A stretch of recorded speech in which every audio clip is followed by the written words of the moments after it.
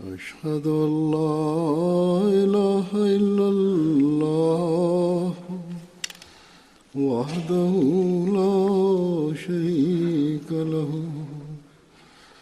وأشهد أن محمدا عبده ورسوله أما بعد فأعوذ بالله من الشيطان الرجيم بسم الله الرحمن الرحيم الحمد لله رب العالمين الرحمن الرحيم مالك يوم الدين إياك نعبد وإياك نستعين اهدنا الصراط المستقيم صراط الذين أنعمت عليهم غير المغضوب عليهم ولا الضالين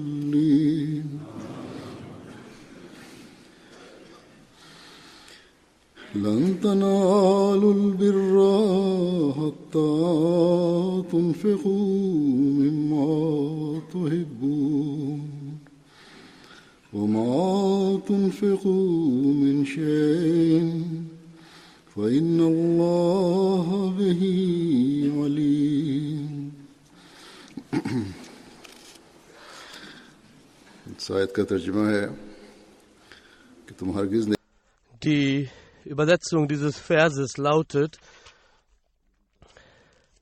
Nie könnt ihr zur vollkommenen Rechtschaffenheit gelangen, solange ihr nicht das spendet, von dem spendet, was ihr liebt. Und was immer ihr spendet, wahrlich, Allah weiß es wohl.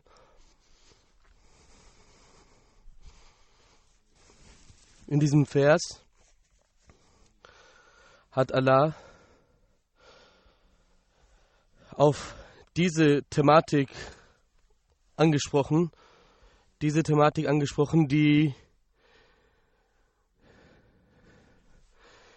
diejenigen,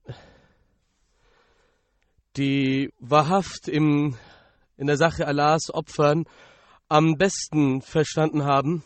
Und die beste Umsetzung dieses Verses, dieses Gebotes, haben die Sahaba des heiligen Propheten Muhammad sallallahu alaihi wasallam dargebracht, indem sie ihr Leben und ihr Hab und Gut für den Glauben aufgeopfert haben. Sie haben am besten verstanden, was Lan tanalul birra bedeutet. Sie haben diese Standards der Wohltat verinnerlicht und erreicht, was die höchste Rang und Standard von Maßstab von Taqwa ist, was der höchste moralische Maßstab ist und was der höchste Maßstab von Spenden im Wege Allahs ist und was der höchste Maßstab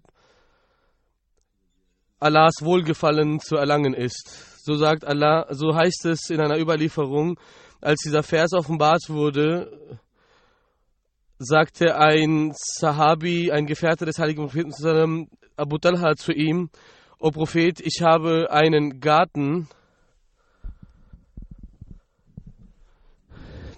welches sich in der Nähe von Masjid Nabawi befindet. Er sagte, von all meinem Hab und Gut und meinem Besitz ist mir dieser Garten am liebsten, liegt mir am Herzen und ich möchte diesen für die Sache Allahs spenden. Das waren die Standards der Opferbereitschaft, die die Gefährten des heiligen Propheten an den Tag gelegt haben. Und dieses Gebot haben in der heutigen Zeit die verinnerlicht, die den wahren Diener des heiligen Propheten Muhammad sallallahu alaihi wasallam angenommen haben, und die Jamaat Ahmadiyya und ihre Anhänger sind es, die das auch umsetzen. Es gibt viele Menschen auf dieser Welt, die sehr viel Geld verdienen und ein großes Vermögen aneignen. Wenn ihnen an die Opferbereitschaft, finanzielle Opferbereitschaft wenn sie daran erinnert werden, dann treten sie vor und spenden. Und es gibt verschiedene Anlässe, zu denen der verheißene Messias al-Islam auf unterschiedliche Art und Weise und von unterschiedlichen Perspektiven aus seine Anhänger angehalten, finanzielle Opfer zu erbringen. So sagt er an einer Stelle, der verheißene Messias al-Islam sagt, der Mensch liebt in der Welt sein Vermögen, sein Hab und Gut. Aus diesem Grund steht es in den Interpretationen der Träume, dass wenn jemand träumen sollte, dass jemand seine Leber jemanden schenkt, dann bedeutet das, dass er ein großes Opfer leistet. Und darauf zielt auch der Vers des Heiligen Korans hin, dass nie könnt ihr zur vollkommenen Rechtschaffenheit gelangen, solange ihr nicht spendet von dem, was ihr liebt. Das ist deshalb, weil die Notwendigkeit und die Anforderung der Liebe zu den Geschöpfen Allahs es ist, dass man von dem spendet, was man am meisten liebt, und sehr viel spendet.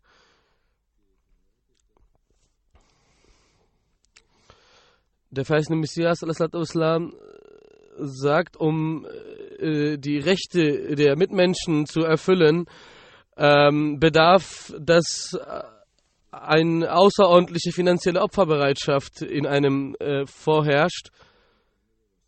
Und ohne diesen Standard zu erreichen, sagt der verheißene Messias al-Islam, kann der Glaube nicht vervollkommnet werden. Also die Rechte der Mitmenschen nicht zu achten, würde dazu führen, dass der Glaube nicht vollständig ist. So lange der Mensch nicht in dieser Hinsicht etwas Praktisches unternimmt, kann er seinen Mitmenschen keinen Nutzen bringen, kann er diesen Standard nicht erreichen. Und in diesem Vers wird genau diese Lehre gelehrt. Also ist die finanzielle Opferbereitschaft für die Sache Allahs ist ein Zeichen für die Gottesfurcht. Es ist ein Maßstab für die Gottesfurcht, für Taqwa. Hazrat Abu Bakr radhiyallahu anhu, sagte der verheißene Messias Islam, hat den Glauben am schönsten und am vollkommensten dargebracht, und als der heilige Prophet Muhammad sallam einst für finanzielle Opferbereitschaft aufrief, kam er mit all seinem Hab und Gut und legte ihnen das zu Füßen.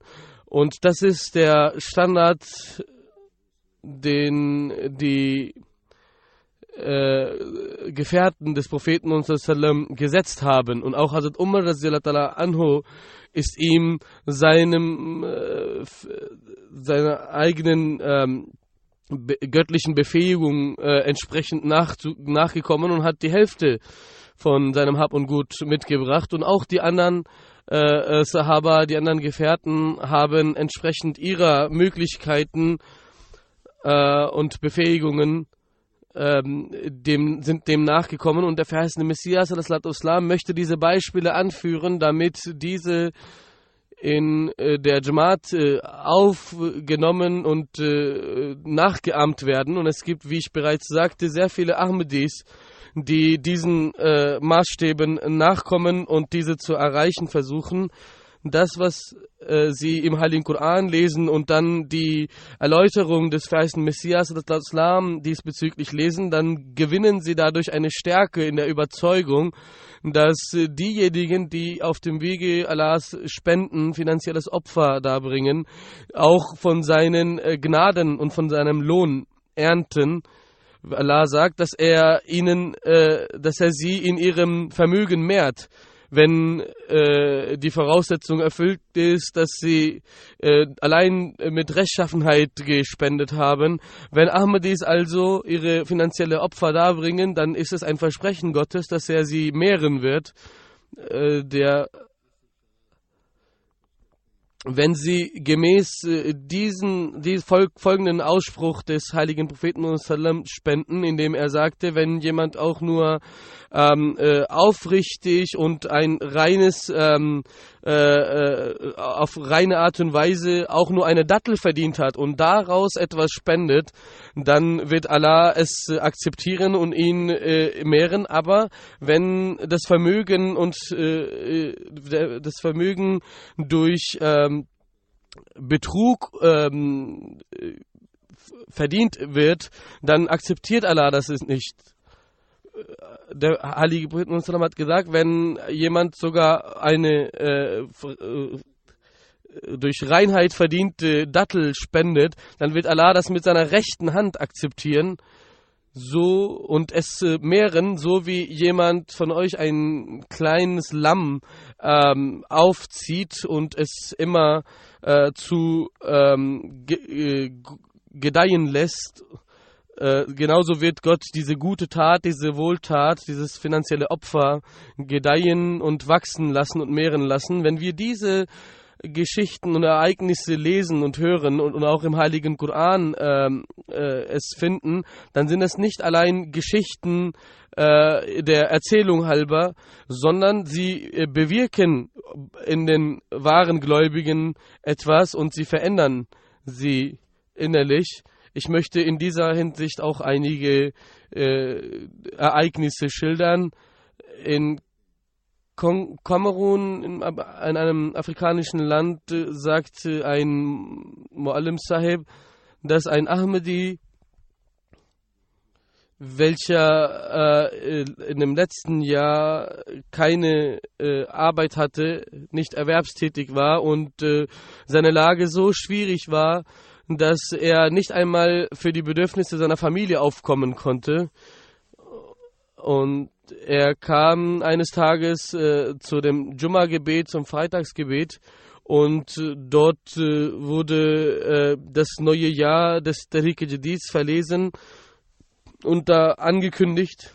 Und er hat sich diese Bekanntmachung angehört und diese Aufforderung angehört, und das, was er mitgebracht hatte, hat er sofort geopfert, gespendet. Und nach einigen Tagen kam er zurück und berichtete, dass Allah sein Opfer akzeptiert hat und angenommen hat und eine Firma ihn eingestellt hat und über 100.000 Franken sein monatliches Gehalt festgelegt wurde. Das ist viel mehr als das, was ich gespendet hatte. Das ist eine besondere Güteerweisung Allahs, wie er die Spende von uns akzeptiert und uns mehrt. Das sind arme und mittellose Menschen. Wie schön ist es, wie Allah sie durch diese Erfahrungen durchgehen lässt und sie stärkt. Ein weiterer Ahmadi aus Kongo-Brazzaville, welches auch ein afrikanisches Land ist, wird berichtet, dass ein Ahmadi dort in sehr großen finanziellen Schwierigkeiten war, und ihm wurde gesagt, dass er regelmäßig zu Jumma kommen soll, zum Freitagsgebet kommen soll. Und als er eines Tages in einer Freitagsansprache über die Wichtigkeit des finanziellen Opfers hörte, hörte er, dass alles, was man verdient und besitzt, davon sollte man etwas im Wege Allahs spenden, und Gott wird es mehren, wenn es durch Rechtschaffenheit verdientes Geld ist. Und so werden eure schwierigen Lagen verändert werden. Und er beherzigte es, als Muallim Sahib diesem Herrn das erzählte und hat er ihm auch zurückgeschickt, sogar mit etwas Geld für seine Rückfahrt. Aber einige Tage später sagte er, als sie mir letztes Mal mich angehalten hatten, finanzielle Opfer zu erbringen, habe ich 100 Franken gespendet und auf außergewöhnliche Weise wurde viel Holz, was ich nicht verkaufen konnte, Brennholz, wurde sofort an demselben Tag, kam jemand und hat von mir all das 40-fach zurückgegeben, indem jemand mir meinen ganzen Brennholzbestand abgekauft hat. Aus einem weiteren Bericht geht hervor, dass ein Neu-Ahmadi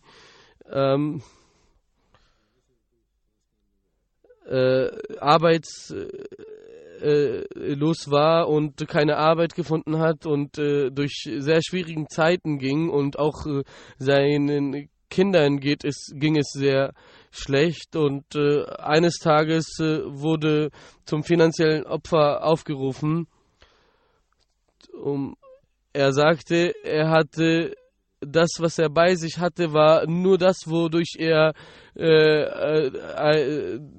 die Bedürfnisse desselbigen Tages allein für seine Kinder nur erfüllen konnte. Aber er hat das im Wege Allahs gespendet und hat sich das vorgenommen und das gespendet. Und danach hat dieser Gedanke mich geplagt, was werden nun meine Kinder essen? Und als ich dabei war, sich mit diesen Gedanken zu beschäftigen, habe ich gehört, dass es in der Nähe irgendwo gebaut wird und ich soll mich schnell dort bewerben. Und es war sogar damit verbunden, dass als ich mich beworben habe, habe ich sogar einen Vorschuss bekommen. Und das war mehr als was ich in 5 Monaten zuvor besessen habe. Und ich habe mich bei Allah bedankt und gesehen, wie meine Verhältnisse sich änderten, als ich im Wege Allahs geopfert habe. Das sind die Erfahrungen, die Allah diesen neuen Neu-Ahmadis gewährt. Aus Mali wird berichtet, dass eine Dame vor 3-4 Jahren das Bayt abgelegt hat und in die Jamaat eingetreten ist. Sie hat ein sehr geringes Einkommen gehabt und auch daraus hat sie 500 Franken gespendet. Sie sagt, als ich noch nicht in der Ahmadiyyat war und nicht gespendet habe, lief mein Unternehmen nicht so gut. Aber als ich angefangen habe, im Wege Allahs zu spenden, läuft mein Unternehmen viel besser. Und sie hatte 500 Franken gegeben zu Beginn und nun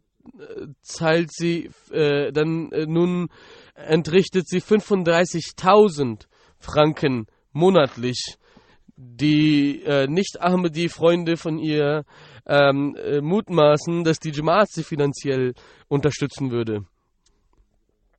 Aus Frankreich heißt es wiederum, als ich in die Jamaat eingetreten bin und von dem finanziellen System der Jamaat mitbekommen habe, war ich finanziell sehr schwach.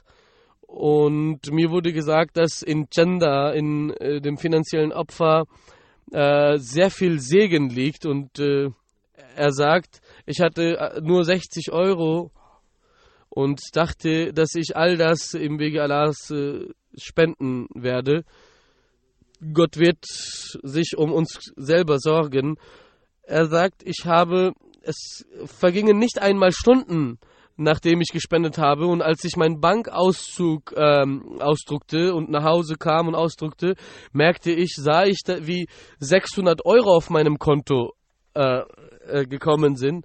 Und dann erinnerte ich mich, das war das Geld, was jemand mir schon seit langem schuldete, aber nicht zurückgab. Und durch den Segen von Chanda ist das alles passiert. Aus Tansania wird berichtet, dass ein Herr, der auch Musi ist, 50.000 in der lokalen Währung versprochen hatte, und er sah mich im Traum, also Huzur Akras im Traum, dass ich zu ihnen nach Hause gegangen bin. Und ich habe sie gefragt, kennen Sie sich aus, wie man Gold vom Boden herausholt, aus dem Boden gewinnt? Und er antwortete mir in dem Traum, Huzur, ja, aber die Arbeit läuft nicht so gut.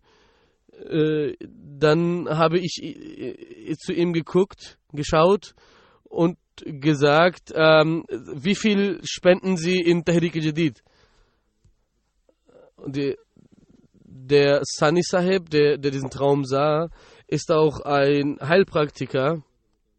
Er ist sehr versiert darin, und er sagt, nach diesem Traum hat Allah in meinen ärztlichen Fähigkeiten so viel Segen gesetzt, dass sehr viele Menschen, die zu mir kamen, auch dadurch geheilt wurden, und dass er über 400.000 der lokalen Währung imstande war, für die Sache Allahs zu spenden. Aus Indien, aus Bangalore wird berichtet, dass ein jugendlicher, erwachsener Herr arbeitslos war, und er war nicht einmal in der Lage, seine Miete zu zahlen. Der Inspektor Sahib Tehrik Jadid sagt, als ich zu ihm nach Hause ging und ihn die Segen der Tehrik Jadid näher bringte, wurde er still und verlegen.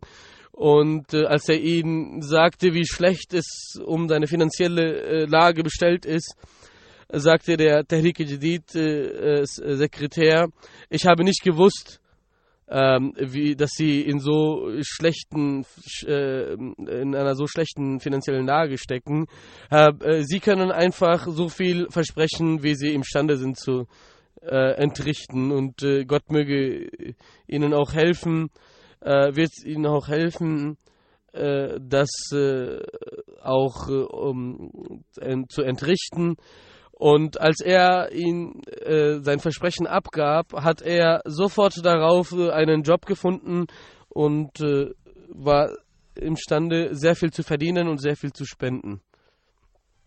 Aus einem weiteren Bericht geht hervor, aus einem sehr, sehr armen Land, die Situation dort ist, dass die Menschen nur zu Hause bestimmte Gemüsen und Anpflanzen und Landwirtschaft machen und allein für sich selbst auskommen können. Es heißt,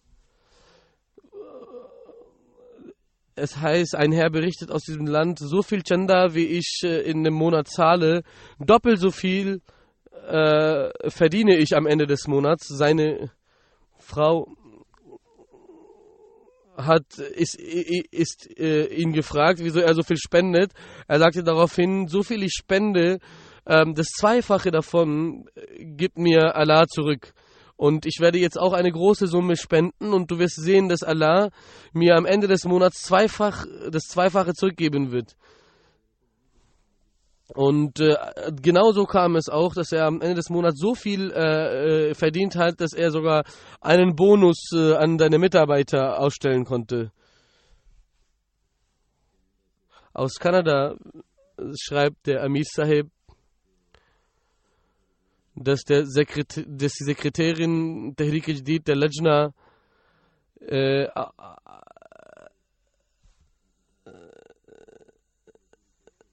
entsprechend der anfänglichen Anforderung von Hazrat Muslim Maud anhu, dass man die Hälfte seines Vermögens, seines Gehaltes spenden sollte oder das Ganze.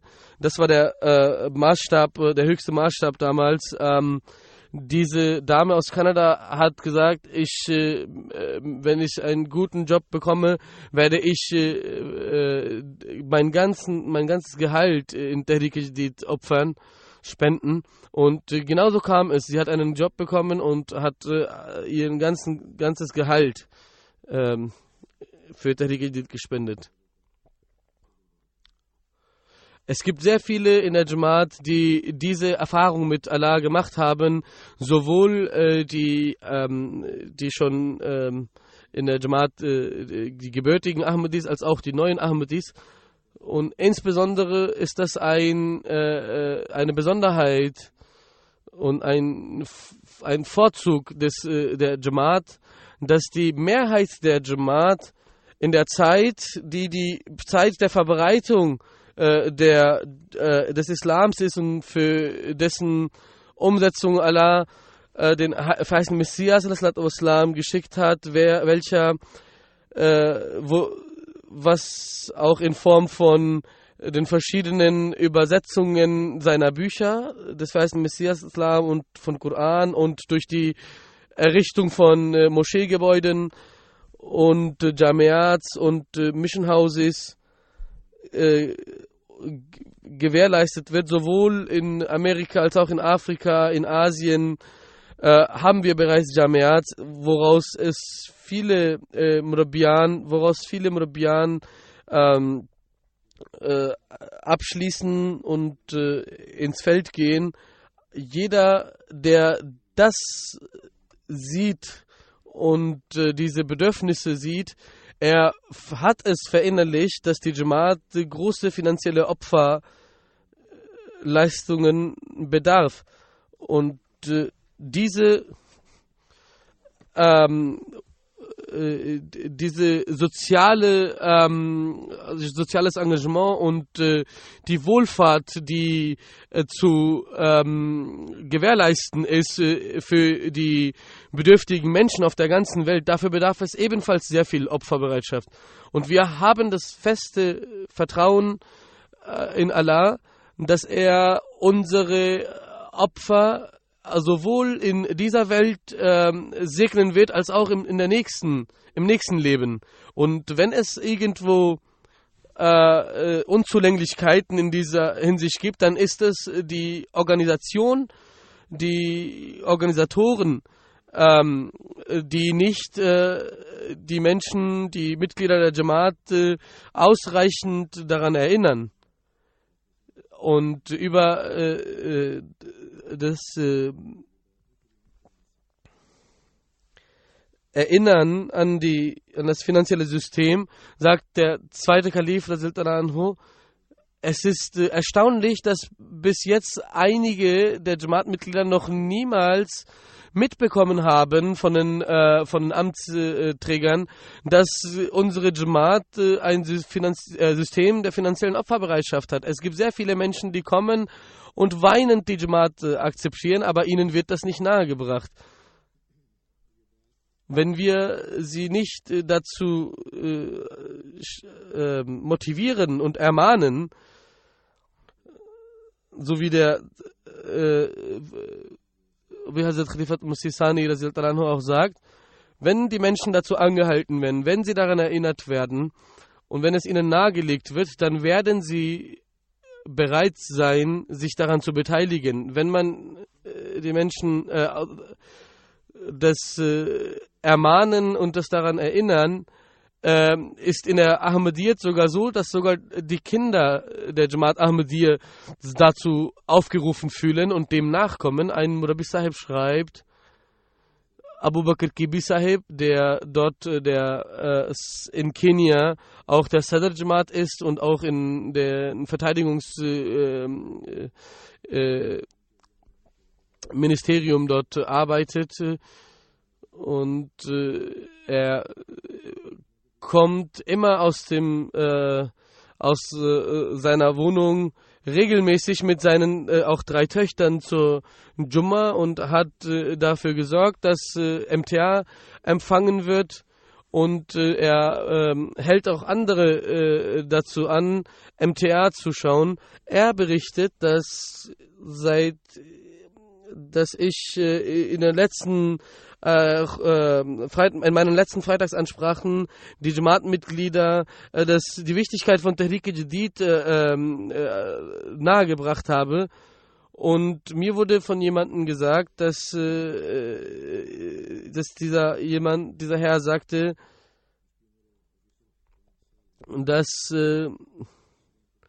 dieser Herr, der mit seinen 3 Töchtern zu den Freitagsgebeten kam, dass er berichtete, dass seine Töchter der Freitagsansprache des Imams lauschen. Und sogar eine seiner Töchter ist selber zu ihm gekommen und hat gesagt, Papa, ich möchte dieses Geld für den Zweck für Tehrik-e-Jadid spenden. Laut einem weiteren Bericht geht hervor, dass dass Kindern in einer Jamaat nahegebracht wurde, in einem Familienbesuch eines Murabbis, der die finanzielle Opferbereitschaft und Tehrik-e-Jadid erläuterte.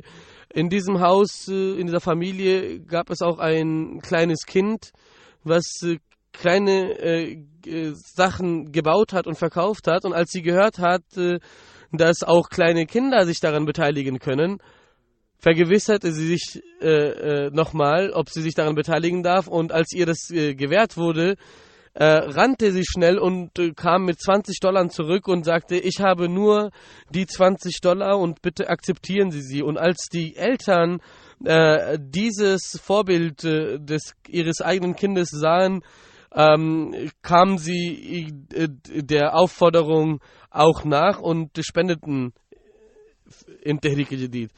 Ahmadis, ungeachtet dessen, wo sie auf der Welt leben, sagen immer, kommen immer der Ermahnung der Jamaten nach, möge Allah immer solche Ahmadis hervorbringen, die dies beachten und ihre Versprechen erfüllen. So wie Sie das wissen, im Dezember wird das neue Jahr von Tehrik-e-Jadid begonnen.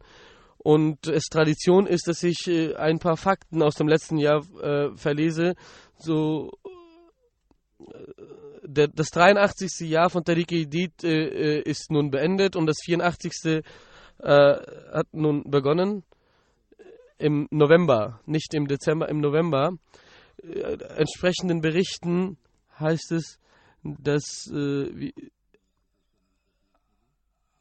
Jamaat 1 Million, die genaue Zahl ist entgangen. Es ist 43.000 Pfund mehr als letztes Jahr und insgesamt ist außer Pakistan Deutschland an erster Stelle. Deutschland hat die erste Position entrichtet. In Deutschland leisten sehr viele Menschen auch große finanzielle Opfer in 100 Moscheen-Projekt. Sie bauen ihre Moscheen und ungefähr 3 Millionen Euro sammeln sie allein für ihr Moschee-Projekt. Aber durch die Gnade Allahs und Segen Allahs gibt es sehr viel Motivation und Enthusiasmus und Eifer in dieser Jamaat. Möge Allah sie darin mehren und sie dafür belohnen und segnen.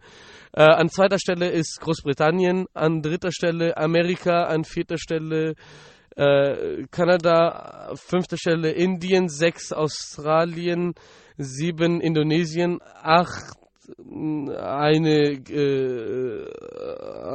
Gemeinde aus Mittleren Osten und als Nummer 10 Ghana. Auch die individuelle Opferbereitschaft sind an erster Stelle 2 Gemeinden aus Jamaat aus Mittleren Osten, dann ist es UK, also Großbritannien, aber die Zahl, die in UK sich an Tehrik-e-Jadid beteiligt, ist viel geringer als die Zahl, die an Jalsa teilnimmt. Und Und auch in der Jalsa kommen nicht alle. Als Amerika 5, Australien 6, an 7. Stelle ist Deutschland. Und in Deutschland ist die Zahl, die sich an Tehrik Jadid beteiligen, ist sehr nah an der Zahl dran, die an der Jalsa Salana beteiligen. Sie haben sehr viel Arbeit geleistet, die entsprechenden Sekretäre diese Zahl anzupassen. Und dann kommt Kanada. Die gesamte Opfer ist Ghana, Nigeria, Mali, Liberien. Die Anzahl aller Teilnehmer in Tehrik Jadid, nachdem ich vor einigen Jahren gesagt habe, dass wir die Zahl steigern sollten. Der Verheißung der Muslim Anho hat uns anbefohlen, alle daran zu beteiligen, egal wie viel jemand spendet, wie ein Meer auch nur aus Tropfen besteht, wie ich das auch gesagt hatte, durch die Gnade Allahs ist die Teilnehmer oder diejenigen, die sich an Tehrik Jadid beteiligen, über 1.600.000. Und es sind 200.000 mehr als letztes Jahr. Nigeria hat 57.000 Personen in diesem Jahr zusätzlich daran beteiligt und ist somit an erster Stelle. Dann Kamerun 23.000 und dann Elfenbeinküste, Gambia, Senegal, Burkina Faso und das sind alle nennenswerten Länder, die viel Arbeit darin geleistet haben. Indonesien ist an erster Stelle und dann Deutschland und dann Großbritannien, Kanada und Amerika, die in dieser Reihenfolge die Anzahl der in Tehrik Jadid beteiligten Zahler steigern konnten. In Pakistan haben wir das System der Jamaat, die Aufteilung der Jamaat etwas geändert.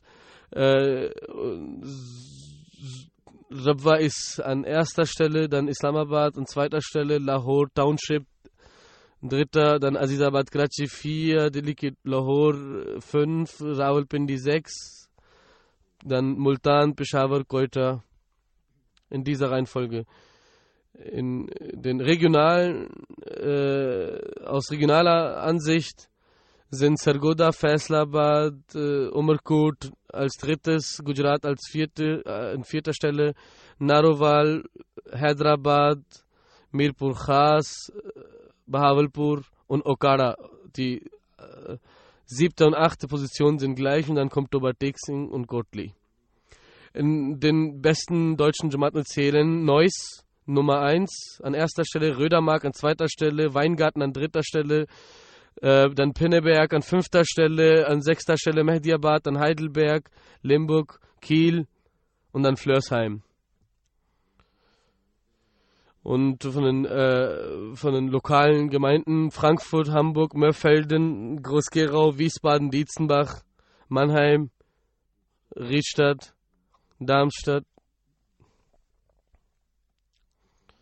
In Großbritannien die großen 10 Jamaten, die an erster Stelle sind, die erst 10 Positionen belegt haben. Masjid Fazal an erster Stelle, Worcester Park, Birmingham South, Bradford South, Putney, Glasgow, Islamabad, New Morden, Gillingham und Southall.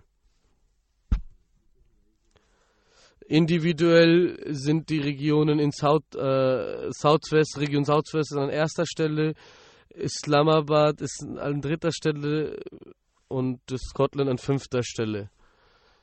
In Amerika die Jamaats, die ersten Positionen belegt haben, Silicon Valley, Seton 3, Detroit 4, York 5, Los Angeles 6, Silver Spring, Central Jersey, Chicago, Southwest, Atlanta.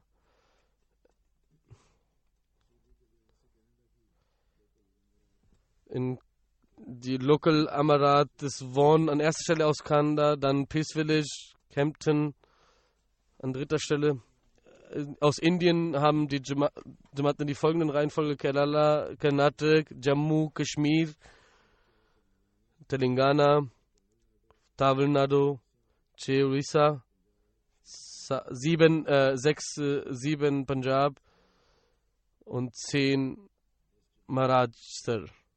Die 10 besten Gemeinden sind Calicut, Nirala, Kerala, an dritter Stelle Qadian, 4 Hyderabad, 5 Kolkata, Nummer 6 Bangalore, dann Colonel Town, Mathutim. In Australien sehen die Positionen so aus: Castle Hill an erster Stelle, Melbourne, Berwick, ACT Canberra, Marsden Park, Brisbane, Logan, Adelaide South, Accompton, Melbourne Longworth, Pesit, Melbourne East. Möge Allah die Vermögen all dieser mehren und segnen. Danach möchte ich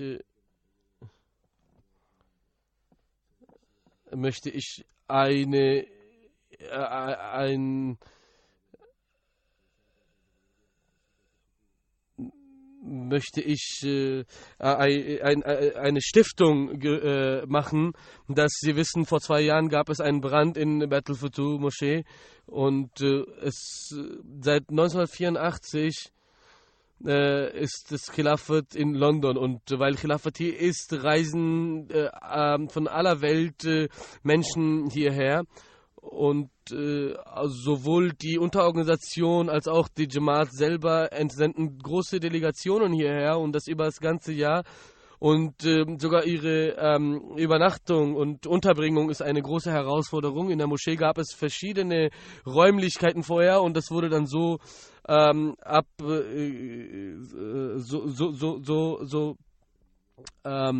wurde so gehandelt, aber nachdem es diesen Brand gab, gibt es sehr viele Schwierigkeiten.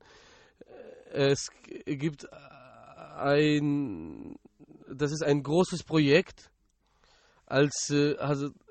Gibt hier einen großen Grundstück, als der 4. Kalif zu Battle Futu aufrief für die finanziellen Opfer. Dafür hat er erstmal 5 Millionen gesagt. Es gab aber mehr Ausgaben. Dann rief er dazu auf, 5 Millionen weitere 5 Millionen zu spenden. Und auch danach gab es viele Bedürfnisse und die Jamaat hatte Ausgaben, und das wurde im Großen und Ganzen dadurch abgedeckt. Aber als es diesen Brand nun gab, und das war göttliche Bestimmung, und dieses Feuer breitete sich in einem großen Stück des Gebäudeskomplexes aus, und das neue Projekt, was nun aufgestellt wurde, wird 11 Millionen kosten. Die Hälfte haben wir schon, und das, was uns die Versicherung gezahlt hat oder andere Menschen gespendet haben. Wir werden aber etwas mehr als die Hälfte brauchen. Dafür werden die Mitglieder der Jamaat zu spenden haben. Und für was die Schönheit und die Größe des Moscheekomplexes anbelangt, so zählt es zu den 50 größten und schönsten Gebäuden Europas. Als das alles noch vollständig zur Verfügung stand, als der 4. Kalif dazu aufrief, und ich kann mich daran erinnern und hat das auch gesagt, dass wir die größte Moschee Europas bauen werden. Und als eine solche Moschee, in den 7.000 bis 8.000 Personen beten können. Und der 4. Kalif sagte damals, das wird unsere Bedürfnisse abdecken, aber die Räumlichkeiten der Moschee konnten mehr als 10.000 Betende ihr Gebet verrichten, aber Nach 2 Jahren wurde die Moschee auch schon zu klein und die Organisatoren haben hier die Ankündigung gemacht, dass die Menschen, die von weitem anreisen, ihre Gebete in ihren lokalen Gemeinden verrichten sollen. Aber nichtsdestotrotz müssen Eid-Veranstaltungen und Eid-Gebete und andere Veranstaltungen hier abgehalten werden. Und wie dem auch sei, wir sollten es so groß, wie es machen können, es so groß machen, wie wir nur können. Diejenigen, die zuvor auch sich nicht daran beteiligen konnten und nicht befähigt waren, sind hiermit aufgerufen, sich damit zu beteiligen. Das ist ein Vorhaben der Jamaat und wie ich bereits sagte, das ist die Pflicht der Jamaat-Mitglieder, sich daran zu beteiligen, und auch die anderen wohlbehüteten und betuchten Menschen können sich gerne daran beteiligen. Außerhalb von Großbritannien, von großen Jamaat, die Mitglieder sollten sich auch daran beteiligen, denn sie wissen, dass über das ganze Jahr hier Gäste kommen und die Jamaat UK sie auch sehr gut aufnimmt und sich um sie kümmert. Der verheißene Messias ﷺ sagte an einer Stelle zu der Zeit von Alamgir, dass es einen Brand gab in der Moschee Shahi und die Menschen eilten zu der Moschee und fragten, wieso es nicht gelöscht wird. Und der König dankte Gott in dieser Zeit und die Menschen fragten ihn, die Moschee brennt und die Herzen der Muslime sind voller Kummer. Wieso weinen sie? Wieso freuen sie sich und sagen Alhamdulillah? Der König sagte, ich habe seit geraumer Zeit immer daran gedacht, dass eine so große Moschee, die es hier gibt und die sehr viel Nutzen der Menschheit gibt. Aber ich habe mich damals daran nicht beteiligen können. Wie schön wäre es, wenn es eine Möglichkeit gäbe, dass ein ähnliches Opfer verlangt wird und ich mich daran beteilige. Und Allah hat heute mir eine Möglichkeit gegeben, mich daran zu beteiligen und eine Moschee zu errichten. So wie ich eben bereits sagte, diejenigen, die sich zuvor an dem Projekt Battle for Two nicht beteiligt haben, sollten sich auch daran beteiligen. Wir sollten 1/3 bereits im ersten Jahr eingesammelt haben von den Gesamtkosten, was das Projekt abverlangt. Die überdachte Räumlichkeiten hier waren 4.700 Quadratmeter und laut dem neuen Plan wollen wir 5.800 Quadratmeter überdachen und auch das Dach wird etwas höher sein jetzt. Darüber hinaus wird es in Nurhol im ersten Stockwerk auch das Dach etwas höher gemacht werden. Im zweiten Stock wird es Bürogebäuden geben und im dritten und vierten auch Büros und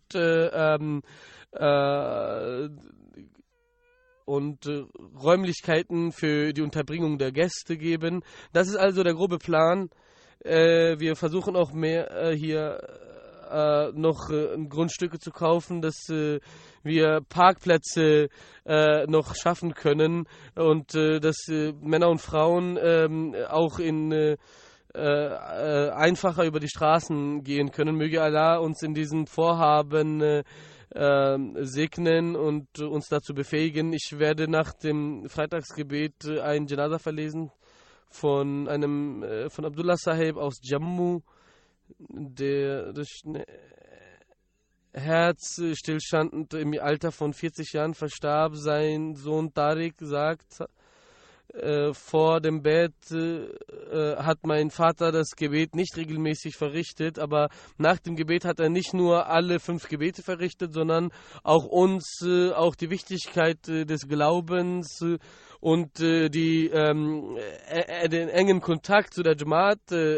beigebracht und nahegelegt.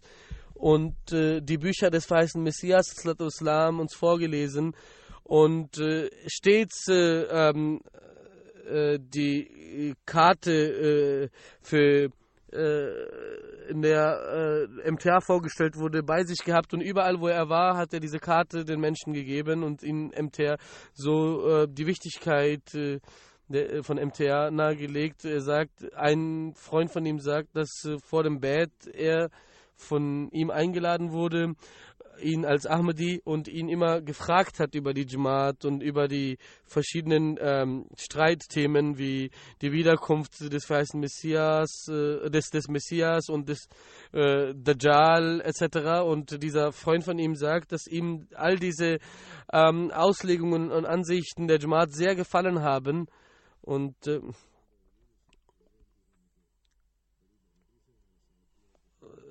eines Tages, bevor er noch nicht die Jamaat angenommen hatte, wurde die Jamaat angegriffen, und er hat die Jamaat sehr standhaft, obwohl er noch nicht Ahmadi war, verteidigt und mit den anderen dagestanden. Sein Leben hat sich nach dem Bett gewandelt. Immer als er redete, untermauerte er seine Aussagen durch die Verse des Korans und des Ahadith, und wir wunderten uns stets, wie schnell er sich das alles und wie vor allem angeeignet hat. Und als wir ihn fragten, sagte er, all diese Bedeutungen und Argumente habe ich durch die Bücher des verheißenen Messias Islam gelernt. Er hinterlässt eine Frau und 3 Kinder. Möge Allah den Rang des Verstorbenen erhöhen und zu seinen Geliebten aufnehmen, und möge Allah seine Frau beschützen und seine Kinder beschützen, und möge Allah seine Kinder zu Wahrhaftigen machen und die guten Charakterzüge des Vaters fortsetzen lassen.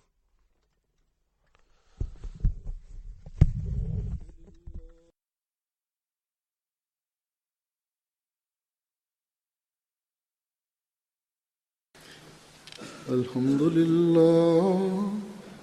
لله نحمده ونستعينه ونستغفره ونؤمن به ونتوكل عليه ونعوذ بالله من شرور أنفسنا ومن سيئات أعمالنا من يهده الله فلا مضل له ومن يضلل فلا هادي له ونشهد أن لا إله إلا الله ونشهد أن محمدا عبده ورسوله عباد الله رحمكم الله إن الله يأمر بالعدل والإحسان وإيتاء ذي القربى وينهى عن الفحشاء والمنكر والبغي يعظكم لعلكم تذكرون اذكروا الله يذكركم وادعوه يستجب لكم ولذكر الله أكبر.